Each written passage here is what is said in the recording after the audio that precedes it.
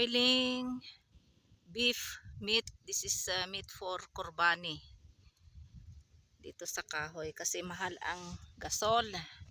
So dito ako muna, palambutin ko muna dito para lutuin ko ito, ulam namin for lunch. Ano pa lang naman, 10 o'clock, 10 a.m. So mamaya pa darating yung yung carpenter namin. Mamayang hapon pa kasi busy din siya, nagpapagawa din siya ng bahay. So mamayang hapon pa siya darating, mga 5 p.m. Ayan, maganda ang weather ngayon. Today is Monday and today is June 24 and time now in Pakistan is 10 past 10 yata. And back to normal uli yung mga estudyante. May pasok uli ngayon after ng Eid ul-Adha. Ayan. Ganda ng weather. Mahangin-hangin. So dito ako nagpapalambot ng karne. Ayan. Kasi yung kusina ko doon hindi pa tapos, yung dirty kitchen sa labas. Diyan ako magpapagawa ng maliit na kusina for summer para sa kahoy. Ayan. Ang ganda lakas ng hangin.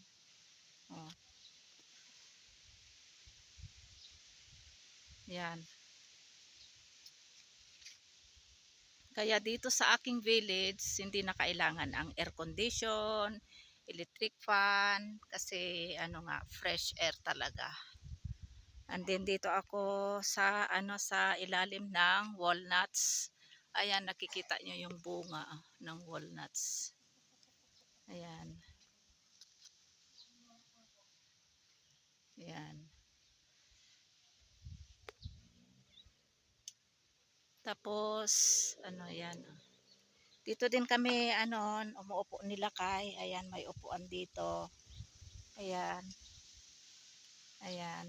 Ayan, nasira na yung upuan, nabutas na kasi sobrang tagal na ito. Siguro pinagawa pa ito ng aking binan na lalaki. Siguro mga 70 years na itong mga upuan na ito.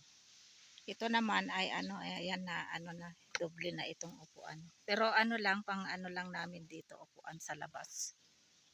Maganda dito magtambay lalo na pag umaga while drinking tea o kaya sa hapon kasi wala nang sikat ng araw. Pero may puno naman dito ng ng walnuts kaya may malamig-lamig pag umupo ka dito. Ayan. Dati noon ako yung dirty kitchen ko diyan, yan sa na kusina na yan, kaya lang ginawan na ng ng kusina, kitchen na extension room. So for the meantime dito muna ako. Dati doon ako nagluluto, yan.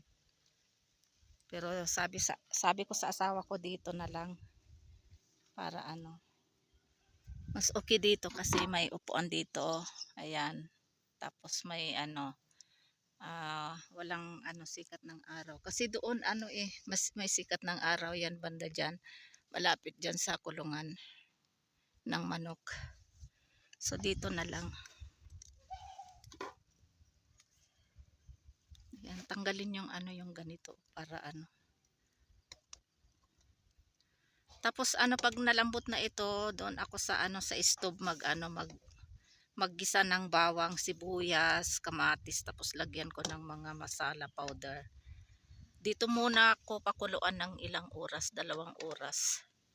Para save naman sa gasol. Mahal yung gas cylinder. Ayan, tapos pagkatapos ko magpakulo nito, malambot, dito din ako magsasaing ng kanin.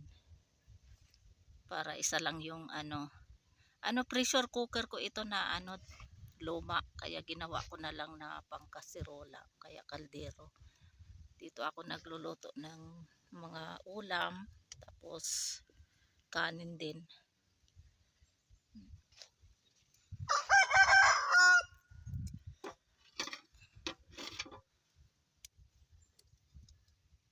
Boiling beef meat. This is meat for kurbani. Ayan, dito ako sa labas. Magpalambot ng karne kasi mahal ang gasol. Ayan, tanggalin natin yung yung ganito.